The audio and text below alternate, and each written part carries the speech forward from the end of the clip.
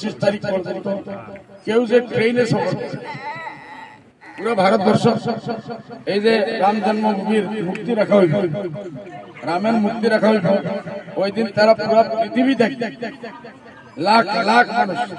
আর ভারতবর্ষ থেকে তো ঢাকাইতে গাড়ি, বাস, ট্রেন, স্পেশাল ট্রেন, প্লেন সব দিতেছে।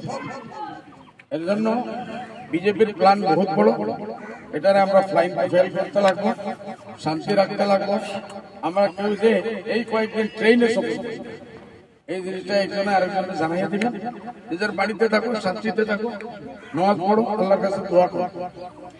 বিজেপি আমাদের সবচেয়ে বড় শত্রু, জানের শত্রু, দিনের শত্রু, ইমানের শত্রু, আজানের শত্রু, মাদ্রাসার শত্রু, মসজিদের শত্রু, মা বোনের পর্দার শত্রু, আমার ইসলামী কানুনের শত্রু, তালাকের শত্রু। এইসব জিনিস যেটা আল্লাহ কোরআনে আমাদের, এটা আমাদের মুসলিম পার্সন